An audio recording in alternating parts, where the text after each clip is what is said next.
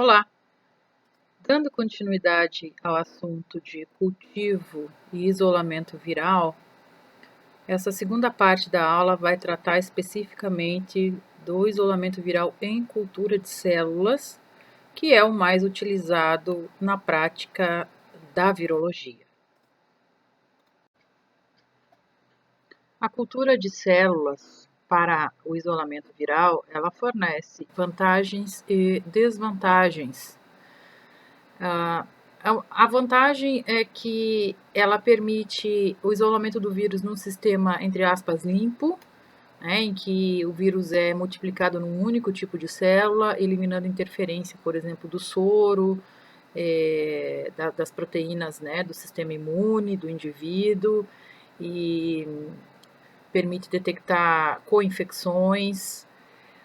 Agora, ela é uma técnica considerada trabalhosa, requer uma sala especial de cultivo celular, pessoal treinado, e se quiser trabalhar com diversidade de espécies virais, normalmente precisa-se ter mais de um tipo de linhagem de células. Existem 3 tipos de cultura de células: as culturas de células primárias, as que são chamadas secundárias ou estirpes celulares, e as linhagens celulares. As culturas de células primárias, elas são originadas a partir de um tecido de um hospedeiro, que pode ser animal ou humano, no caso da cultura de células animal.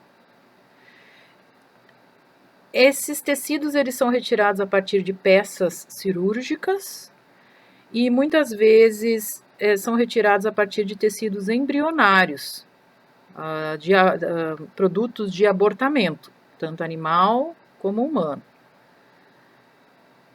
Então, quando se estabelece essa cultura, essas células retiradas do tecido originário do hospedeiro, e estabelece essas células em cultura in vitro, sem que tenha sido feita nenhuma passagem dela, então ela mantém todas as suas características originais, a gente chama de cultura de célula primária. No entanto, essa cultura precisa ser, dentro de alguns poucos dias, a depender do tipo de célula, precisa ser feito o repique, ou seja, uma passagem de células.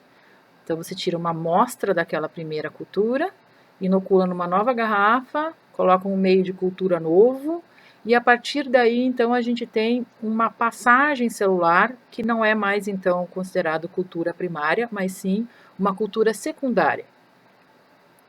As culturas secundárias ou estirpes, elas são finitas, elas têm um número de divisões celulares programados conforme aquilo que estava no hospedeiro, conforme a idade do hospedeiro. Então, quanto mais jovem for o animal de origem, da onde essa cultura se originou, maior número de ciclos de replicação celular essa estirpe terá, até chegar ao ponto da senescência e que essa célula vai naturalmente se perder, né? Ela vai morrer em cultura. Quanto mais velho for o hospedeiro da onde se retirou esse tecido original, menor o número de divisões celulares que essa cultura secundária poderá fazer in vitro. O que normalmente se faz, e que é mais utilizado para a finalidade de isolamento viral, é o uso das linhagens celulares, que são células imortalizadas. Sejam elas imortalizadas de maneira natural, porque foram derivadas a partir de tecido tumoral do hospedeiro, então naturalmente ela já é imortal, ou ela foi imortalizada de forma artificial, utilizando agentes que induzem, né, esse processo, pode ser agente químico, agente físico e inclusive infecções virais, né, por vírus que são tumorigênicos. Então essas linhagens elas se replicam continuamente. Então é possível manter essas culturas por mais tempo e é o que normalmente a gente utiliza para o isolamento de vírus no laboratório. Então, A partir da obtenção do tecido do qual se vai retirar as células para cultivar in vitro, que normalmente então são de animais, são de primatas, né, ou humanos, ou diversos tipos de primatas não humanos, macacos, né, e frequentemente se utiliza roedores, principalmente hamsters, mas também ratos e camundongos, e também aves, principalmente galinha, que tem uma característica que permite estabelecer linhagens celulares com mais facilidade do que outras espécies de animais. Roedores e galinhas são muito utilizados para isso.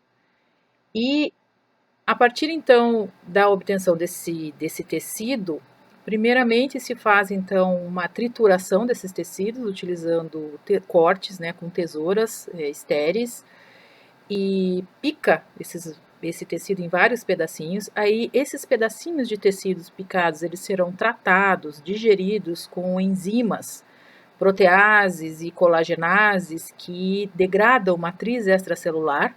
Então, as células que estavam unidas umas às outras, formando um tecido organizado, elas se tornam soltas, né? Então forma-se uma suspensão celular. Isso tudo é feito em meio de cultura próprio para cultivo de célula. É um meio líquido com nutrientes, né, com fatores que estimulam o crescimento, com glicose, com aminoácidos essenciais, e aí coloca-se soro fetal, né, normalmente é soro fetal bovino, que é uma fonte de fator de crescimento para estimular a mitose dessas células. E uma vez então que se tem obtido essa suspensão celular, adiciona-se essa suspensão então a uma garrafa estéril, né? Hoje em dia se usa essas garrafas plásticas descartáveis, que tem uma carga, né, na superfície de cultivo que é propícia para a aderência dessas células, dessa suspensão celular. Então vai se colocar ali uma quantidade dessa suspensão que foi preparada a partir do tecido, coloca-se o meio de cultura e deixa-se então essa garrafa numa estufa de CO2 a 37 graus, em repouso, de modo que essas células então se depositam no fundo da garrafa e fazem aderência a esse fundo e começam então a se multiplicar, né, entram em mitose e assim elas vão se multiplicando, até que todo o fundo da garrafa esteja recoberto por uma monocamada celular, que a gente chama tapete celular, e aí então, por inibição de contato entre as células, né, naturalmente essas células diminuem a sua taxa de replicação. E aí você tem que avaliar, a depender da estirpe ou da linhagem celular usada, de quanto em quanto tempo será necessário fazer o repique, né, ou seja, uma nova passagem dessa célula para mantê-la na sua integridade, né. E quando essa monocamada celular estiver mais ou menos numa confluência de 70%, ou seja, a garrafa não pode estar lotada de célula, ainda precisa ter espaço para que haja mais espaço para essas células continuarem a crescer, né, a se multiplicar.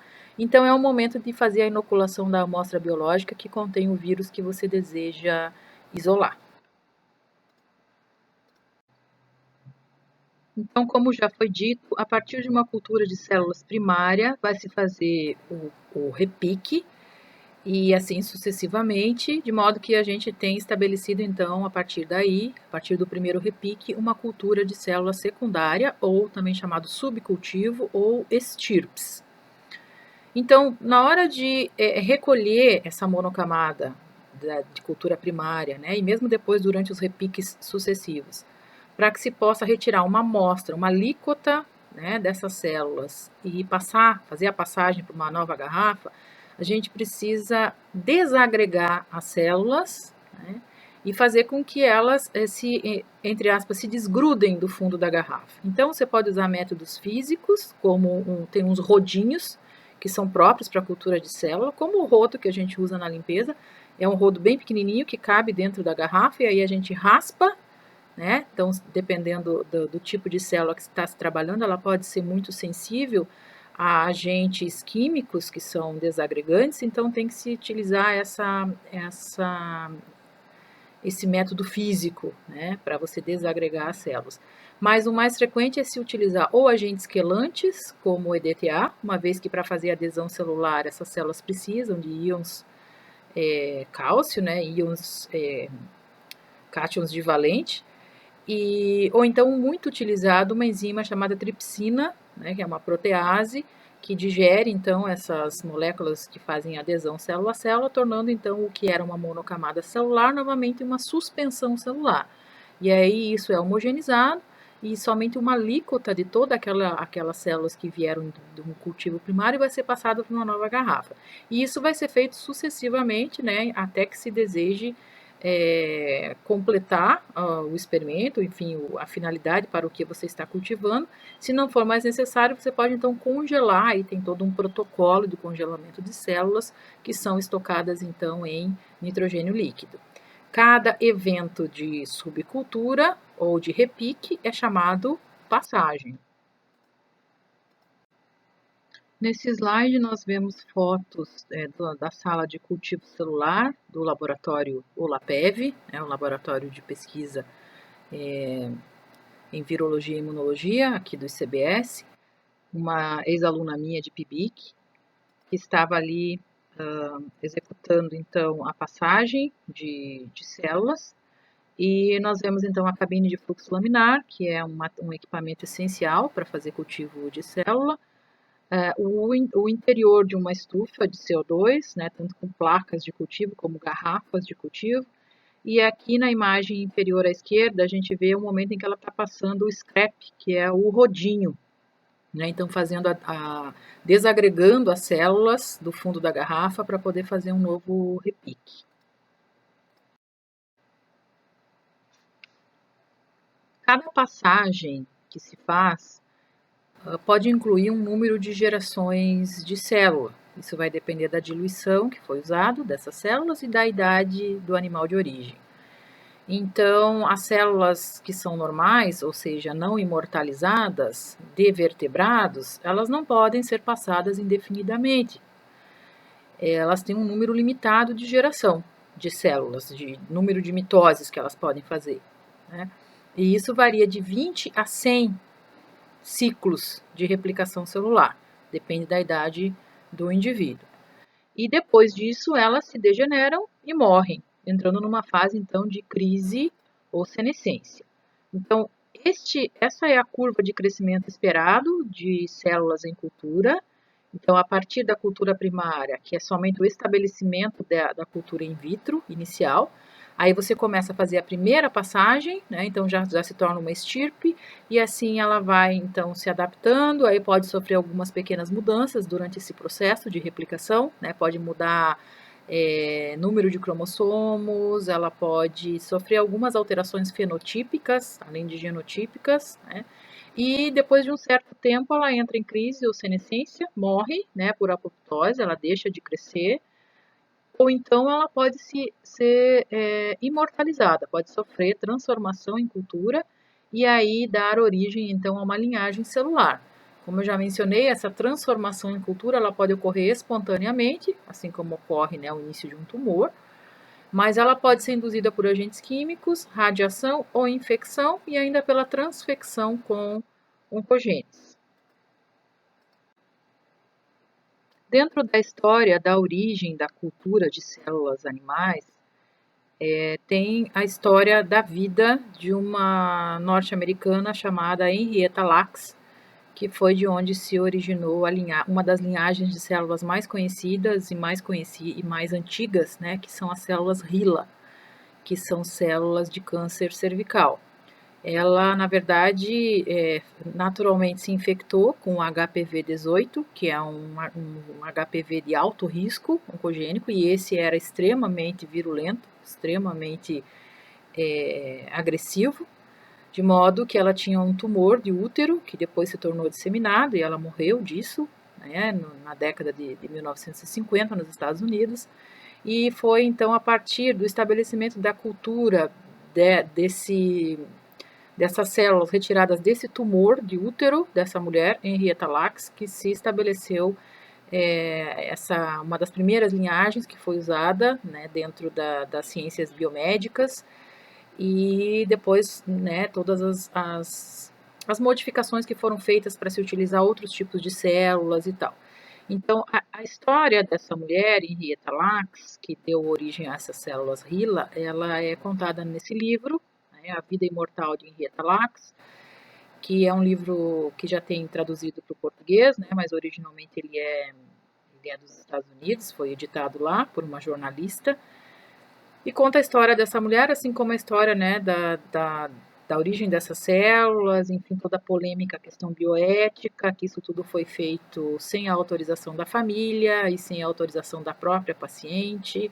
Então, é uma leitura bem interessante, que leva a reflexões importantes, relevantes para quem segue no ramo da ciência, das ciências biomédicas, né, que precisa lançar mão do uso de cultura de células, não só para a virologia, mas para inúmeras outras células não, para inúmeras outras ciências do ramo da biologia, né, biologia celular, biologia molecular, a parte de vacinologia, fisiologia e uma série de neurociência, enfim, uma infinidade, né, de experimentos que são feitos com base em cultura de células in vitro e que teve origem a partir, então, desse tecido tumoral que foi retirado dessa mulher.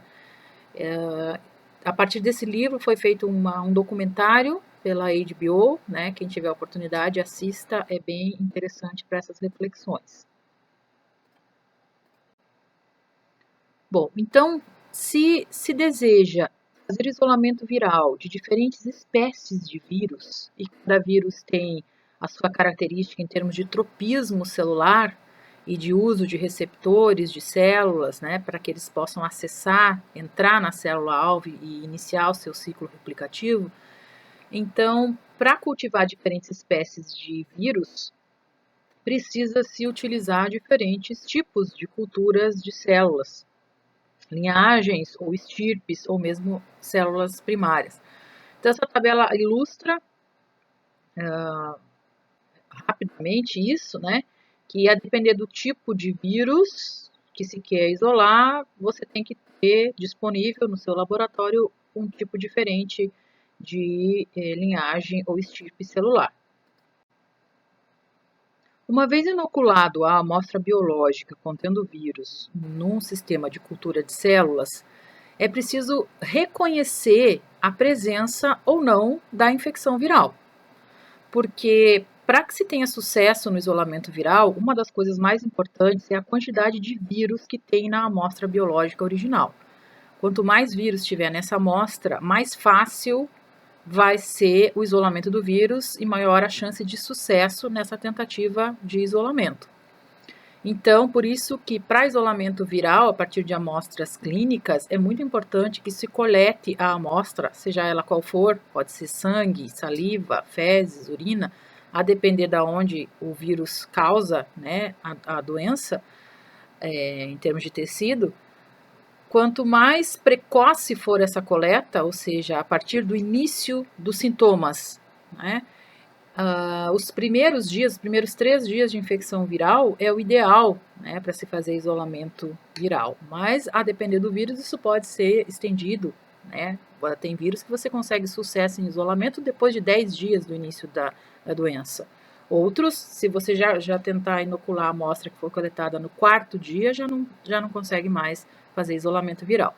Isso vai variar de espécie para espécie, de estirpe para estirpe celular ou linhagem, e também da experiência, né, do operador, do indivíduo que vai executar, então de uma série das condições do laboratório e uma série de fatores, tá certo? Mas a forma mais comum de se reconhecer a presença do vírus em cultura, ou seja, o sucesso do isolamento do vírus na cultura celular, é a detecção do chamado efeito citopático induzido pelo vírus, ou ECP, que são alterações morfológicas que são visíveis na microscopia óptica. Então, se utiliza, ainda dentro do laboratório de cultura, um microscópio invertido, no qual você coloca a garrafa, então você permite fazer uma inspeção de toda o tapete celular, então procurando por áreas de citopatologia. Essa citopatologia é uma alteração na morfologia normal daquele tipo de célula. Então, se ela é alongada, ela pode ficar arredondada, ou se ela é arredondada, ela pode ficar esticada, pode haver formação de grumos, pode haver formação de sincícios, né, células que se fusionam, uma série de tipos de efeito citopático. Então, isso é um bom indicativo da presença da infecção viral.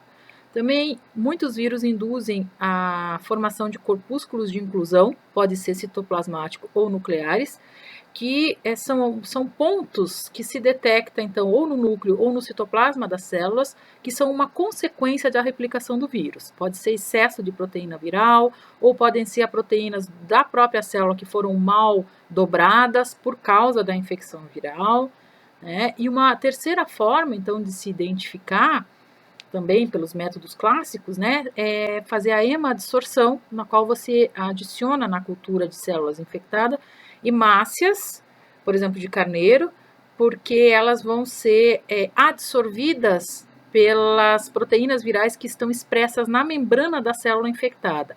Então, você vai olhar isso no microscópio, vai ver pontos em que as hemácias foram concentradas na superfície da monocamada celular que está infectada com vírus. Isso indica a presença de alguma espécie viral que tenha como característica a sua glicoproteína de superfície, que tenha essa propriedade de hemadsorver, né, hemácias. E, por fim, o que normalmente é mais utilizado é fazer a marcação dos antígenos virais por imunofluorescência indireta das células infectadas. Então, faz uma raspagem de uma quantidade pequena das células dessa cultura infectada, fixa essas células numa lâmina de microscopia e se faz a coloração utilizando anticorpos que são específicos para o antígeno viral da espécie que você está pesquisando. Se o vírus estiver ali presente, vai fluorescer numa reação de imunofluorescência indireta normalmente. E também o que pode ser feito é fazer a coleta do sobrenadante dessa célula, cultura de células infectadas, que vai estar cheio de partículas virais que romperam células infectadas, né, e estão livres para infectar novas células, e aí fazer então reação de PCR ou de RT-PCR para detectar o genoma do vírus nesse sobrenadante celular. Então essas são as formas de fazer o reconhecimento e a confirmação do sucesso do isolamento viral em cultura. Então, aqui a gente tem um exemplo do efeito citopático viral. Então, na imagem da monocamada, à esquerda seria a célula não infectada, na sua morfologia normal. E à direita, nós vemos então a célula com morfologia alterada, porque foi infectado, né? Esse é o efeito citopático do vírus sobre essa célula. A gente vê corpúsculos de inclusão, né, esses pontos escuros no interior da célula, o estiramento do citoplasma, o arredondamento dessas células. Então, vários tipos de efeitos podem ser observados quando a célula está infectada pelo vírus e é um indicativo de que houve sucesso no isolamento viral. Bom, esses são os métodos que se deve saber em relação a isolamento de vírus animais ou humanos em cultura de células. E agora, na próxima videoaula, nós vamos falar um pouquinho superficialmente sobre os métodos para quantificação viral. Até a próxima!